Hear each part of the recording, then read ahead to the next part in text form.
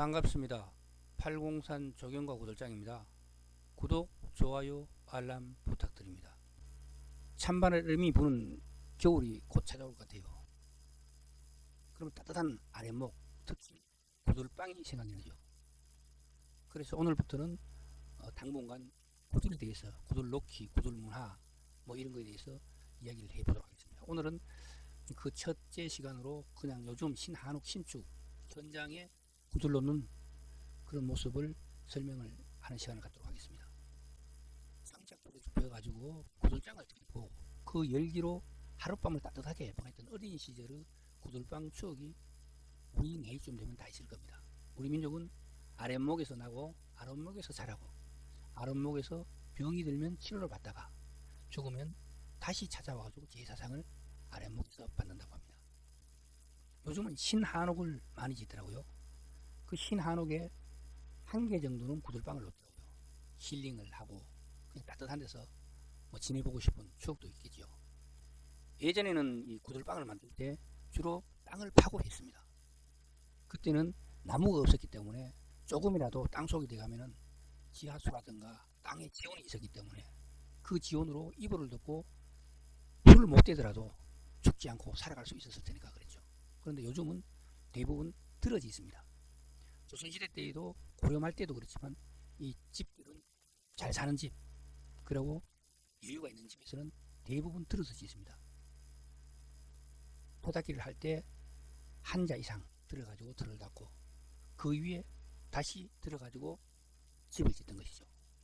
그래서 옛날에는 마님이 쪽문을 열고 배꼽마당을 바라보면 배꼽마당에 서 있는 종들을 머슴에 눈높이 보다가 마님이 앉아있는 쪽방에 앉아있는 마님의 눈높이가 높았던 것이죠. 요즘은 이 신한옥을 지을 때 대부분 들어지요. 그래가지고 기초 바닥, 원 바닥을 우리가 황토로 다져가지고 만들고 거기다가 계자리를 쌓아 올라가고 그리고 아궁이를 쌓아 올라갑니다. 먼저 아궁이 후렁이는 반원형, 방형, 오각형, 반육각형, 일자형 한 5가지 정도로 주로 되어 있습니다. 그리고 아궁이 벽면은 보통 수직으로 축조를 하지만 또는 불고개를 설치할 경우에는 60에서 80도 정도로 정소지게 보통 하죠. 아궁이 후렁이 벽면은 막돌, 와편, 전벽돌, 가공석 등을 사용하는데 요즘은 대부분 벽돌을 많이 사용합니다. 그리고 함실 아궁이문은 주철제 또는 철판을 사용하고 있습니다. 자, 여기는 지금 함실 벽을 지금 쌓고 있고 고마기 벽이 있고 함실 바닥이 있는데 옛날에는 함실 바닥을 원지반을 다져가지고 그냥 했습니다. 그러다 보니까 이제 오랫동안 안 떼고 할 때는 습이 차게 되죠. 그러면 그 습을 몰아내기 위해서 30분, 1시간씩 불을 떼줘야 되거든요. 그래야 그때부터 불이 잘 되게 됩니다. 그것을 방지하고 바로 불을 넣으면 건조하기 때문에 불이 쑥쑥 잘 되게 하려고 함실 바닥에 습을 막기 위해서 돌을 까는 경우가 있어요. 여기도 지금 그렇게 돌을 까는 방식으로 작업을 하고 있습니다. 요거는 지금 계자리를 쌓아 올라가고 있는 모습입니다. 계자리는 보통 벽돌 낮게는 8장, 높게는 12장, 14장까지 쌓아 올라갑니다. 그거는 상황에 따라서 맞추면 되는데 계자리는 제가 경험한 바에 의하면 40cm만 넘으면 뭐 될 것 같더라고요. 왜냐면은 그보다 낮으면은 연도 구멍이라든가 이 정도 높이 때문에 연도 만들기도 힘들고 그렇기 때문에 뭐 40 이상, 60cm, 뭐 80cm 그 이상은 뭐 필요 없는 것 같아요. 쓸데없이 막 깊어봐야 좋은 건 없을 것 같고요. 제 생각에는 40에서 60 정도, 60 내외가 가장 알맞지 않을까 그렇게 생각합니다. 이 함실 벽면을 쌓을 때는 이렇게 지금은 세로 쌓기를 하고 있잖아요. 근데 가로 쌓기를 하는 경우도 있고 가로 쌓기 두 줄로 하는 경우도 있고 그거는 이제 구들 장인의 성향이나 구들 장인의 경험에 따라서 그 하는 방식은 다 틀리지만 중요한 거는 우리가 층다짐을 해 올라야 되거든요. 10cm에서 15cm 정도마다 한 문씩 다짐을 해줘야 돼요.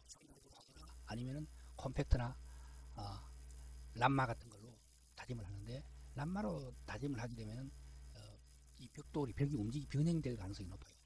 그래가지고 여기는 콤팩트나 선달고를 사용하는데 대신에 너무 가까이 붙이지 말고 한 20cm나 30cm 정도 여유를 두고 때려주면은 고기 바로 그 자리는 발로 밟아주시면 됩니다. 그런데 이 콤팩트가 때리면은 다짐은 수직으로 되는 것이 아니라 경사면을 두고 되기 때문에 한 20cm 밑에는 정상적인 다짐이 되는 것입니다.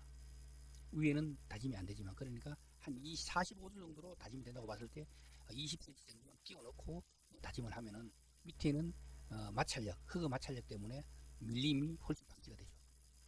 그래가지고 항상 다짐을 하는 것은 최적 다짐 상태의 흙을 꽉 찢을 때 뽀사지지 않을 정도, 그 정도 흙이 최적 수분 상태라고 보시면 될 것 같아요. 그런 거를 충분히 다져서 올라갑니다. 개자리 벽은 막돌, 와편, 화강석, 전벽돌 등을 사용해 왔는데 현장에서는 거의 일반 벽돌을 100% 사용합니다. 다른 걸 사용하기가, 땅 속에 들어가는 거를 뭐 전벽돌, 비싼 전벽돌이나 화강석이나 또는 와편 깨진 거는 쓸 수가 있겠죠. 막돌도 쓸 수가 있는데 막돌은 제가 써보니까 구조 내력이 많이 떨어지기 때문에 잘못하면 미끄러져 가지고 무너지는 경우도 있고 그렇더라고요. 사용하다 보면 불을 안 떼고 하면 습이 차게 되잖아요. 습이 차게 될 때는 이제 습 때문에 구조 내력이 떨어지면서 약한 부분, 둥근 부분 이런 것들이 밀려 가지고 무너지게 되더라고요. 그러니까 이제 한 5년 10년 정도 사용했던 집에 구조장을 뜯어보면은 개자리가 무너진 집이 참 많아요. 그리고 개자리는 연기가 새지 않게 진흙 바름으로 마감을 해줍니다. 진흙 반죽이 참 중요합니다. 진흙 반죽은 흙의 종류와 장인의 경험에 따라서 재료와 배합비가 다 틀립니다. 보통의 경우에는 황토와 모래와 물만 섞어 가지고 반죽을 하죠. 그런데 또 제 경험에 의하자면 그 생석회를 좀 섞어 주니까 더 빨리 굳게 되고, 그리고 곤충이나 잡벌레들을 방지할 수 있어 가지고 좋은 것 같더라고요. 그리고 습이 오더라도 구조 내력을 유지할 수가 있기 때문에 여러 면에서 이 생석회를 저는 섞어 사용합니다. 제 경험에 의하면 황토 3회, 모래 9회, 물 2회, 생석회 1 정도로 해가지고 희석을 하니까, 배합을 해가지고 반죽을 하니까 가장 좋은 것 같더라고요. 이거는 참고만 해주시기 바랍니다.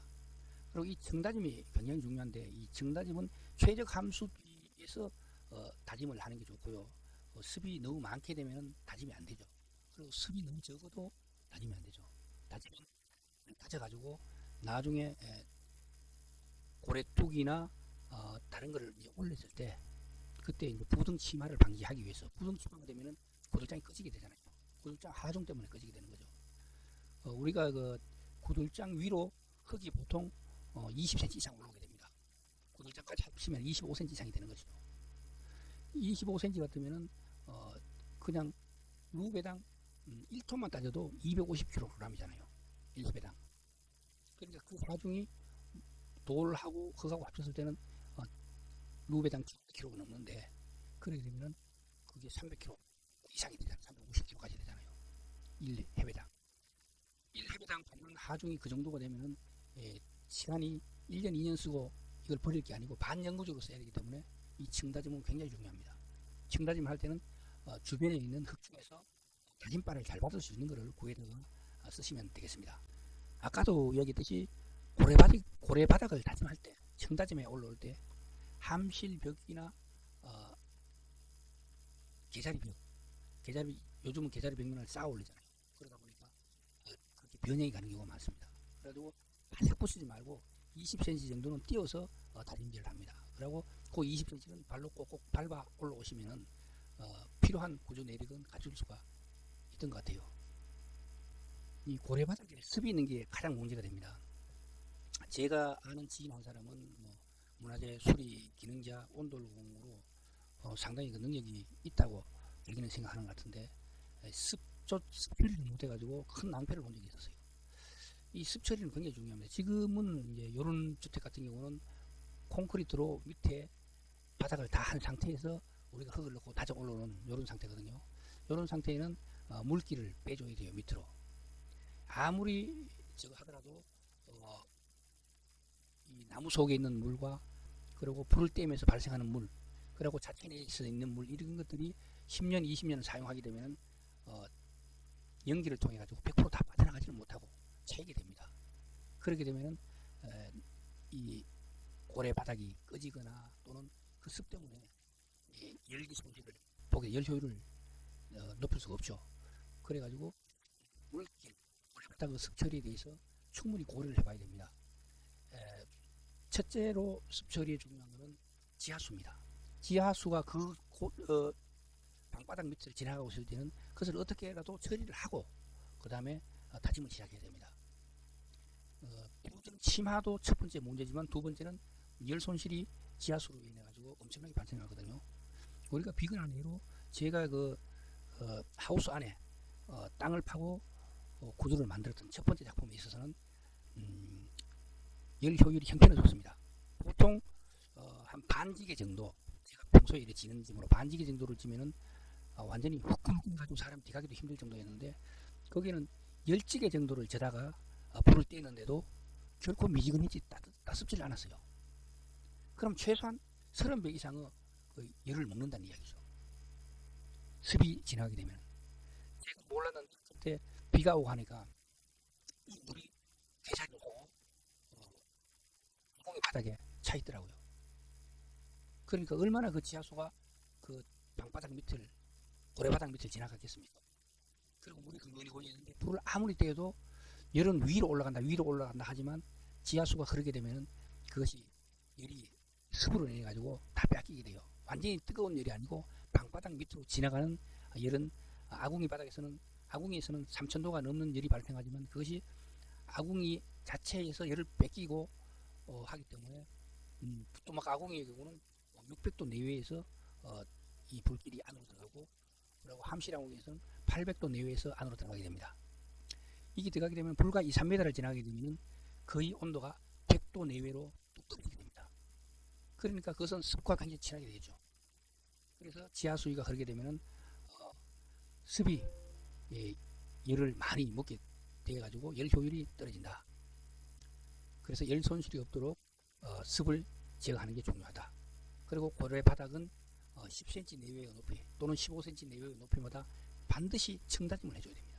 자, 이 장면은 고래바닥 다짐이 끝났습니다. 고래바닥 다짐이 끝났는 걸 뭘로 보냐면 바로 맨 앞에 보이는 요 개자리죠. 개자리 높이까지 올라왔는 거죠.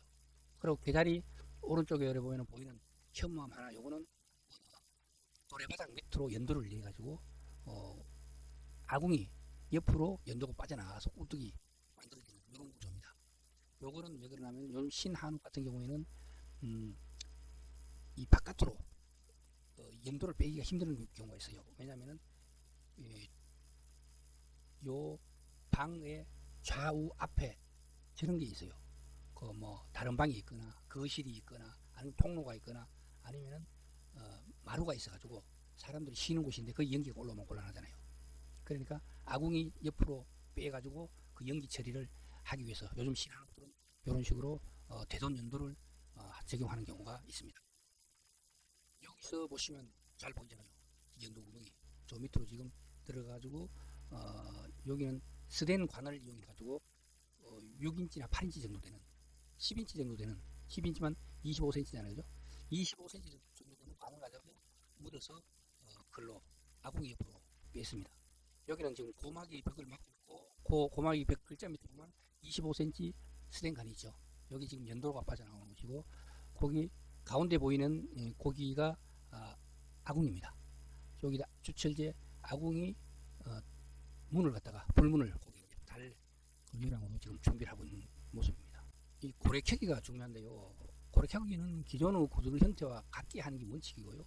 아궁이, 고래바닥, 개자리, 연도, 꿀뚝 등의 밑바닥은 설계 도서에 따라 파내거나 돋구어 손달개 등으로 청다짐을 하면 이게 중요하죠. 돋구거나 파낸다는 것은 옛날식이지 요즘식은 다 돋구죠. 옛날에는 파냈었겠죠. 그리고 고래바닥은 화기 흐름을 좋게 하기 위하여 아궁이 쪽은 낮게, 고래개자리 쪽은 높게 경사지게 한다. 이거는 우리나라 시방서에 나와 있는 것이지 수평으로 하는 게 좋을 것 같아요. 그리고 차라리 이제 한쪽을 높게 한다는 것은 고래바닥에 물이 자연스럽게 배출될 수 있는 방향으로, 그러니까 물구멍을 어디 둔다든가 해서 어느 쪽으로라도 물이 흘러서 배출될 수 있는 방향으로 하는 것이 좋다. 저는 그렇게 생각합니다. 그리고 아궁이 구넘기, 개자리 쪽은 바람막이를 설치한다. 바람막이가 없는 것들도 많고, 그리고 성주나 고령 쪽에 옛날 집에 보면 한 마을이 통째로 개자리가 없는 마을도 있더라고요. 그는 그 지역에 구들 장인께서 개자리를 모르는 사람이 있겠죠. 그리고 완벽하게 아궁이에서 아궁이 후렁이 불고개를 지나서 불목을 지나서 부넘기를 만들고 고래를 거쳐서 바람막이를 지나서 그 다음에 개자리를 지나서 개자리에서 열과 그 얼음을 떨고 연도를 지나서 음, 꿀뚝 개자리에 모였다가 꿀뚝을 통해서 빠져나가는 이런 완벽한 구조로 만들어진 것은 많지는 않아요. 많지는 않지만 가장 완벽한 구조죠. 그런데 이것들이 한두 개 빠진 게 엄청 많고, 그리고 이 고래개자리도 있지만 구들개자리도 있어요. 구들개자리가 어떤 구들장이는 구들개자리가 열 손실을 방지하고 열이 안으로 쑥쑥 빨리 빠져들어가지고 방을 따스게 해야 되는데 거기서 머뭇거리면서 땅 속으로 열이 흡입되고 또는 벽을 통해서 열이 흡입돼 가지고 열 효율을 떨어뜨리는 죽음이다 이래가지고 구들개자리를 안 만드는 그런 사람들이 많아요. 많고 실제로 구들개자리가 없는 데가 90%가 넘고요. 구들개자리 있는 거는 또 몇 군데가 있는데 그거는 뭐 모양들이 다 틀려가지고 시방사고 다 다르더라고요. 그래서 고래개자리는 당연히 들어가야 고래가 들어가니까. 근데 구들개자리는 없는 게 많다. 그리고 구들개자리는 큰 의미는 없다. 차라리 상황이 여건이 된다면 안 만드는 게 좋다. 그것이 생각입니다. 보시는 바와 같이 여기가 연도구멍 자리죠. 여기에서부터 이제 올라가지고 고래뚝을 쌓고 바람막이를 만들고 이렇게 할 겁니다. 식은담을 쌓고 있어요. 식은담을 쌓는데 식은담 넓이가 상당히 넓죠. 식은담 넓이는 방의 크기와 구들장의 크기에 따라서 얹히는 부분이 충분히 확보될 수 있도록 해야 되기 때문에 20cm 이상 하는 경우가 많더라고요. 근데 이 식은담이 너무 넓으면은 유리할 게 없어요. 방 가가 따숩지 않게 되죠. 늦게 따시게 되죠. 그러니까 식은담, 제 생각에는 식은담은 너무 넓을 필요는 없다. 그리고 고래뚝도 너무 넓게 되면은 그 전체가 넓지 않고 처음에 불 뗐을 때는 중간중간에 냉이 타게 돼가지고 별로 안 좋더라고요. 대신에 이제 구들장 넓이와 방의 크기를 감안해가지고 아무리 못 걸려도 5cm 이상은 걸릴 수 있도록 구들장이 고래뚝에 5cm 이상은 걸릴 수 있도록 이렇게 시공하는 게 좋겠어요. 그러기 위해서 당연히 고래뚝 넓이와 식은나무 넓이, 식은나무 간격과 고래뚝 간격 이런 것들, 그리고 개자리의 크기도 넓이도 구들장의 크기에 영향을 받아요. 그러니까 구해온 구들장을 크기를 보고 거기에 맞춰가지고 모든 걸 만들어야지. 그렇지 않게 되면은 사이가 떠가지고 하자 발생으로 이어질 수가 있습니다. 그 사이가 뜨게 되면 그 사이로 저거를 아무리 체험을 잘한다 해도, 돌로 체험을 잘한다 해도 거머쥐를 해놓더라도 그것이 오랜 세월이 지나게 되면은 흙이 떨어져가 안으로 들어가게 되고 비게 되면은 하자의 원인이 될 수 있는 거죠. 그래서 저는 구들장의 크기에 맞게 흠이 생기 공간이 될 수 있는 적게 하기 위해서 꽉 맞춰가 하는 게 맞다고 저는 생각합니다. 구들 시공은 현장에서 가장 힘든 일이라 하면 자재 나르는 거죠. 흙과 모래와 물과 구들장과 이런 것들을 나르는 게 가장 힘들고, 진흙을 반죽하고 진흙을 나르고 진흙을 바르는 일, 이런 건 정말 생노가다에 가깝더라고요. 정말 힘든 일이죠. 보통 3평 정도 황토방을 기준으로 제 경험에 의하면 여기 한 100에서 120리터 정도 들어가는 거거든요. 여기 한 12통 정도가 들어가고 위에 부토를 20cm 정도 했을 때 약 2루배 정도가 들어가더라고요. 이것을 여기는 뭐 굴삭기나 이런 걸로 들어갈 수가 없어요. 왜냐하면 방이 완성되고 나서 하는 작업들이기 때문에. 그렇기 때문에 일일이 손에 사람이 들고 나르거나 흙삽으로 퍼 넣어야 되는 경우가 생기죠. 그러니까 이게 지금 3.5루배 정도면은 양이 어느 정도냐면은 한 사람이 하루 종일 삽질을 해가지고 올릴 수 있는 양이 2루배에서 3루배 정도입니다.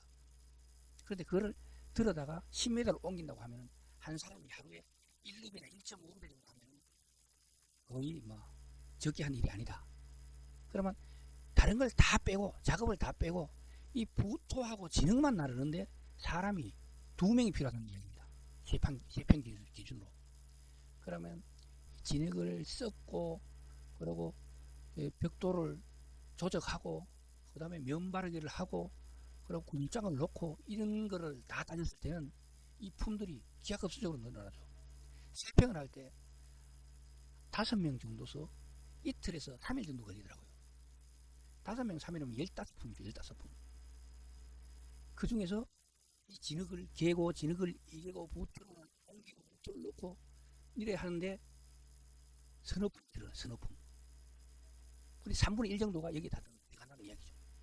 그런데 만약에 기존에 있던 걸 철거한다면 그거보다 더 시간이 들겠죠. 그래서 고등어민들이 실제로 흙을 옮기고 나르고 퍼내고 다시 들이고 여기서 들은 일이 품이 제일 많다. 그래서 니아까나 손 가지고 최대한 들어올 수 있는 만큼 들어와서 그 다음에 손으로 나르는 거. 니아까나 손 달고가 손으로 나르는 것보다는 약 2배 반에서 3배 정도 효율이 있더라고요.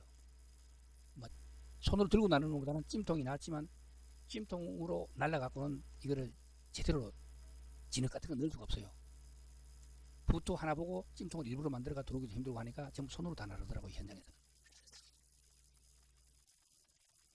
이전에는 이제 고막이 벽 받침 돌을 단단하게 고정해야 되는데 그 받침 돌은 흔히 이맛돌이라고 하죠. 이맛돌이라고 하는데 아궁 부뚜막이 없는 솥이 걸리지 않는 데는 불목돌이라고 하기도 하고 고막이 벽 받침돌이라고 하기도 하고 장인마다 부르는 이름이 다 틀려요. 그런데 함실 아궁이에서는 그 시방서에 보면 여기 이맛돌이라고 적혀 있으니까 그냥 이맛돌로 보면 되고요. 그런데 아궁이가 있는 데서는 이마가 될 수가 없잖아요. 그래가지고 뭐 어떤 사람은 불목돌이라고 하기도 하고 어떤 사람은 뭐 고막이 벽 받침돌이라고 하기도 하고 어쨌든 저는 그 고막이 벽 받침돌로 일단 정의를 했습니다. 이 장면은 식은담 쌓기를 하고 있는 장면입니다. 식은담은 고막이 몇 건 입수가 되도록 붙여서 쌓고 기초부는 고래바닥보다 깊게 하고 고래뚝과 높이는 같이 하되 구들장을 설치했을 때 하방 하부보다 높지 않도록 하며 민간은 120에서 200 내외의 폭으로 궁궐은 120에서 220 폭으로 설치한다. 식은담은 화기 연기가 외부로 새지 않도록 진흙으로 면바르기 마무리를 하며 사용하는 재료는 돌아편 전돌 등을 사용한다. 여기 시방서 내용입니다. 그런데 현장에서는 신한옥이나 구한옥이나 기초부는 보통 손을 잘 안 대죠. 그리고 기초부는 고래바닥하고 같아요. 높이가 기본적으로 파서 넣지는 않고요. 그런데 중요한 건 상부만 고들장을 놓기 위해서 고력뚝과 높이가 같아야 됩니다. 그 높이는 고들장을 설치했을 때 하방 하부보다 높지 않도록 한다. 이거는 고들장 위로 12cm 정도 부터가 올라오잖아요. 그러면 하방 그 절반 정도는 방바닥 상부가 놓이는 위치다. 방바닥 상부는 하방과 하방에 맞닿게 된다. 하방의 밑에는 아니지만 맨 위에 될 수도 있고 중간이 될 수도 있지만 하방에 걸린다. 하방 내에 든다. 요래 보시면 될 것 같고요. 이 시방도 보면 실제로도 구들장이 하방보다 높으면 곤란합니다. 뭐 다른 뭐 이유도 있겠지만 하방에는 대수시면 하방까지는 올라오지 않도록 하는 게 좋고 그리고 구들장을 놨을 때 하방보다 낮아야 된다. 이런 거죠. 현장에서는 다 벽돌로 혹시 다른 걸로 쌓는 경우는 거의 없는 것 같더라고요. 이 고막이 벽 받침돌은 단단하게 고정을 해야 돼요. 이 하중이 상당하기 때문에 열을 받고 씻고 열을 받고 씻고 열을 받고 씻고 이것을 뭐 여러 수백 번 반복하다 보면은 이 밑에 기초가 받쳐있는 돌이나 벽돌이 부스러져 가지고 꺼지는 경우가 있거든요. 그러니까 만약에 꺼지더라도 뭐 버틸 수 있게 2중 3중으로 한 군데만 하지 말고 2군데 3군데 해가지고 제대로 힘 받는 부분을 제대로 전체적으로 받도록 해가지고 그래 설치해 주는 게 돼요. 이 고막이 벽 받침이 수평으로 놓이지 않거든요. 보통 수평으로 놓게 되면 불을 쫙 빨아들이는데 열기는 상승하려고 하면 불이 발생하잖아요. 약 뭐 800도가 되면은 공기 부피가 3배, 4배까지 되니까 그만큼 가벼워지잖아요. 질량은 똑같은데 부피만 늘어나면 어떻게 돼요? 가벼워지겠죠. 그러면 가벼워진 만큼 불이 발생하겠죠. 불이 발생하면 그 불력만큼 위로 올라가려고 하는 힘이 있잖아요. 그러니까 이 고막이 벽 받침돌은 경사지게 해가지고 위풍을 떼서 이제 안으로 쑥쑥 밀리게 갈 수 있도록. 열기는 항상 윗면을 타고 가지 밑면을 타고 가지는 않거든요. 윗면을 타고 위로 쫙 올라가면 그 올라가는 힘 부력에 의해서 관성이 만들어져서 그 관성에 있어서 안으로 쭉 빨려 들어갈 수 있도록 그렇게 설치를 하고 있습니다. 여기 정상이죠. 이렇게 하게 될 경우에 이제 벽돌을 놨을 때 한쪽으로 찌어올리게 되죠. 바깥으로. 그거를 이제 받침돌을 잘 고아가지고 순전히 흙으로 하지 말고 받침돌을 쫙 고아가지고 이제 나중에라도 하중에서 변형이 되지 않도록 하는 게 중요합니다. 이 구들 시공할 때 중요한 거는 진흙은 완전히 건조가 됐을 때 100% 건조가 됐을 때 이제 구조 강도가 나옵니다. 그러니까 시멘트는 뭐 28일 강도 뭐 이런 거 자체가 없다는 거죠. 시간이 아무리 흘러도 습기가 있으면 구조 강도는 나오지 않아요. 근데 그 구조 강도는 결국 벽돌이 유지하는 거거든요. 근데 벽돌은 그냥 쌓아놨을 뿐이거든요. 그걸 잡고 있는 건 흙이잖아요. 이 진흙 반죽이 무슨 구조 강도를 갖겠어요. 구조 강도는 제로입니다. 밀면 그냥 움직입니다. 그런데 말라가면서 그 구조 강도가 생기죠. 그렇더라도 이것을 작업하는 동안은 구조 강도가 10%도 안 생겨요. 제가 보니까 발로 차면 다 넘어가요. 발로 밀어도 슥슥 밀립니다. 그렇기 때문에 작업을 하는 사람들은 항상 조심해서 움직이고 고래뚝 쌓아놓은 고래뚝을 발로 차거나 다른 물건으로 건드려 가지고 변형되지 않게 조심해 가지고 작업을 해야 됩니다. 고래뚝을 쌓은 후에 그냥 두지 않고 위에 진흙으로 발라주는 거, 발라가 꽉 눌러주는 것은 그 벽돌과 벽돌 사이 그리고 벽돌 구멍에 그 흙을 채워 넣어 가지고 구조 강도를 유지하기 위해서 그렇습니다. 안 그러면 구조 내력이 떨어질 수가 있죠. 그리고 연기가 셀 수가 있습니다. 연기가 고래뚝 사이로 새게 되면은 우리가 처음에 시공할 때 목적했던 바다로 골고루 습질 않고 어느 한쪽으로 치우치게 되는 그런 결과가 생기게 되죠. 그러면 흩은 고래나 줄고래의 장점이 서로가 나쁜 점만 부각되게 되게 가지고 줄고래를 할 필요가 없다. 그런 결론이 되겠습니다. 옛날 그 큰 사찰이나 뭐 옛날 그 대가댁에 보면은 고래뚝은 높이가 20이 되는 것도 있고 사람 키에 가까운 높이도 있는 것도 있어요.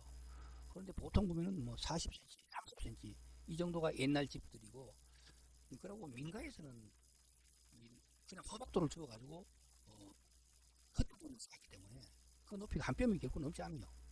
그래도 충분히 따시고 좋았거든요. 그리고 고래뚝을 쌓을 때 구태여 5장, 6장 이렇게 쌓을 필요가 없다. 제가 생각할 때는 석장, 6장이 가장 바람직하다. 그래야 열 효율과 자재 낭비를 줄이고 높으면 높을수록 구조 강도가 구조 내력이 떨어지잖아요. 즉 옆으로 밀어보면 휙휙 넘어가죠. 아래로는 뭐 아무리 높아도 벽돌의 강도가 있기 때문에 뭐 큰 차이 없다고 보는데 옆으로는 굉장히 약하죠. 점점 약해지는 거죠. 올라갈수록. 그래서 제 생각에는 석장, 넉장 정도가 맞다. 한 뼘 정도. 한 뼘 정도를 특히 넘어서지 않도록 하는 높이가 맞다. 지금 어만 그렇다는 거죠. 요거는 이제 솥자리를 만들어 가지고 솥을 걸어 놓은 상태죠. 여기서는 이제 옆에 부뚜막자리를 메우고 쌓아 올라 가지고 마무리하면서 대동고래의 연도를 쭉 빼 가지고 꿀뚝을 만들고 그리고 불 때는 사람한테 연기가 오지 않도록 옆으로 비켜 세워주는 거 여기까지 하면은 이제 마무리가 되겠습니다. 요 집 같은 경우는 방어 중심선하고 아궁이 위치가 다르잖아요. 요때 이제 구들 장인의 경험이 중요합니다. 요때 잘못하게 되면은 한쪽으로만 뜨시고 전체적으로 따시지 않게 돼요. 요때 크기를 통해 가지고 불길의 방향과 같은 방향은 최대한 줄여주고 불목을 작게 하고 그리고 꺾인 부분에는 45도 정도 꺾인 60도 정도 꺾인 부분 90도 꺾인 게 다 꺾인 거잖아요.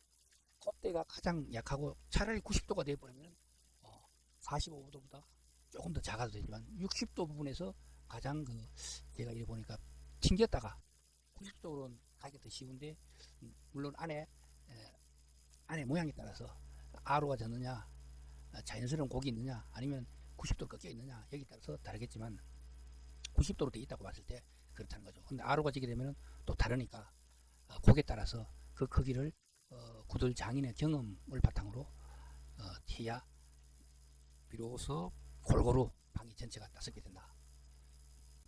여기 불목 분홍기 여기가 이제 불목이 되는 자리죠.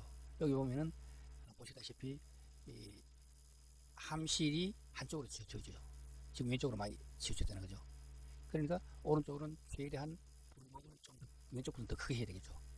더 크게 하고, 요거 같은 경우는 지금 청색 흰을 입고 있는 사람이 앉았는데 하고 그 앞에 하고를 불목 한 개로 나눌 수도 있고, 또는 들어오면서 정리해 가지고 두 개로 할 수도 있지만, 요거는 구들 장인의 경험과 노하우에 따라서 만들게 되면, 잘 되게 되면 전체로 같이 따시면 되는 문제가 없다. 근데 단지 불목과 분음기를 어떻게 얼마나 크게 어떤 방향으로 하느냐, 여기 따라 달라진다. 그렇게 아시면 되겠습니다. 요 고래 구들은 그 특허를 받은 구들입니다. 그래서 제가 뭐 더 이상 상세하게 설명은 하지 않을 거고요. 여기 연도 입구, 연도는 고래바닥 밑으로 들어가는 것이고, 개자리, 그리고 바람막이가 있고, 바람막이 크기도 거기 들어오는 그 부넘기 불모구 크기하고 같이 비례가 되게 이렇게 해주면 되겠고요. 그리고 열기 보존 위턱이라 그런 게 요게 특허의 대상이죠. 그래서 저는 개인적으로 요거는 열기가 식으면서 상대적으로 습한 공기가 건조한 공기보다 더 가볍기 때문에 이 습이 고래바닥에 더 남게 되는 원흉이 될 수 있기 때문에, 저는 이런 열기 보존보다는 아래탑을 하고, 그리고 개다리 벽면을 통해서 어, 고래바닥보다 더 낮은 연도 입구 때문에 그 열기를 계단에서 보존하고, 그러고 계단에서 습을 처리하는 게 맞다. 이렇게 되게 되면 열기 보존 위탁 때문에 습이 다 지나가지를 못하고 고래바닥에 떨구게 되는 이 원인이 될 수 있기 때문에, 저는 이런 거는 특히 권장하지는 않습니다. 그러나 시공 완성도에 따라서, 구들 장인에 따라서 이게 오히려 또 유리한 방향으로 효과를 나타낼 수 있다. 저는 개인적으로 그렇게 생각합니다. 이건 순전히 저 개인 생각이지 뭐 증명이나 과학적 근거에 의해서 하는 얘기는 아니고, 저의 이론, 팔공산 조경과 구들장 개인의 이론에 따르면 그렇다는 거죠. 그래서 저는 특히 뭐 권장하고 싶은 방법은 아니다. 여기서 보시면 식은담이 특히 넓어 보이죠. 이 식은담이 넓은 이유는, 식은담이 넓게 되면 옆에 그 사이에 들어가는 구들장과 고마기 벽 사이에 들어가는 공간이 많기 때문에 모래처음이 많아지기 때문에 연기 새는 것은 뭐 확실하게 방지가 될 수 있는 이점은 있습니다. 그러나 벽면 쪽을 통해서 냉기가 살아 있어 가지고 불 떼고 나서 1시간, 2시간 이상 지나야 이제 그 열기 전체를 퍼지기 때문에 부분 냉방, 부분 온도가 올라가지 않는 부분들이 많아지기 때문에 장단점이 있다. 그러니까 거기를 감안해 가지고 시공을 하시면 되겠습니다. 무엇보다도 저는 구조장은 구조 안전성을 가장 중시해야 된다. 그리고 사용 안정성, 그러니까 가스 새는 거를 연기가 새 가지고 사람이 요즘은 참 다치는 사고가 많잖아요. 그거를 가장 중요하게 생각하기 때문에, 저는 식은담이 조금 더 넓더라도 충분히 부드러운 흙이나 고운 모래를 콱콱 채워 넣어 가지고 연기가 새지 않도록 하는 게 더 중요하다. 그래서 저는 이건 나쁘지 않다고 저는 생각합니다. 요 보시면 아시겠지만 일반 구들하고는 좀 달라 보이죠. 중간에 한 칸은 높고 한 칸은 낮게 이렇게 되죠. 뭐 이렇게 설정이 되면은 구들장 놓기는 차라리 낫죠. 왜냐하면 구들장이 끝에 놓다 보면 남거나 끝에 놓다 보면 부족하거나 이러면 자르거나 해야 되는데, 여기는 지금 겹쳐 얹으면 되니까 유리한 면도 있다. 그리고 이렇게 하게 되면은 작업은 오히려 더 편하다고 저는 생각합니다. 그리고 뭐 구조적으로 큰 문제가 없고, 단지 이제 이 고래바닥에 습이 차게 되면 어떻게 처리할 것인가에 대해서 구조 장인이 고려를 하게 되면 별 문제가 없다고 저는 생각합니다. 이제 부토 넣기를 하게 되면, 지금 거무집이 끝난 상태에서 부토 넣기를 하게 되면 이제 끝나는 겁니다, 사실상. 그러고 이제 부토 넣기 끝나면 초벌 미장을 하게 되고, 초벌 미장을 하게 되면은 이제 불을 떼 가지고 말린 다음에 재벌, 그리고 불을 떼고 말린 다음에 정벌을 하게 되겠죠. 여기까지가 우리 구들에서 하는 마지막 작업이라고 생각하시면 되겠습니다. 초벌 미장까지를 생각해도 되고, 부토 넣기까지를 구들에서 하는 마지막 작업이라고 생각해도 되지만, 저는 부토 넣기가 마지막이다. 그리고 이 의뢰인의 의뢰인이 원한다면 초벌 미장까지가 구들이 하는 마지막이 된다고 저는 생각합니다. 오늘은 여기까지 하겠습니다. 구들 넣기는 참 현장에서 보면은 실제로 상노하죠. 상노하다. 진짜 힘든 일입니다. 그거는 흙을 옮기고 그리고 먼지가 발생하는 데서 작업을 해야 되고 그리고 모든 게 수작업이잖아요. 그리고 또 건물이 있는 상태가 잘못하면 흙이 뛰어먹고 선시공한 게 이제 다칠 수도 있고 그렇기 때문에 어, 이 가격 시공 가격을 떠나가지고 믿을 수 있는 사람하고 일을 하는 게 맞지 않을까 저는 개인적으로 생각합니다. 오늘은 여기까지 하고 다음에는 구들로키에서 더 상세하게 어, 경험이나 또 역사적인 자료들을 근거로 해가지고 구들로키를 포스팅 해보도록 하겠습니다. 감사합니다.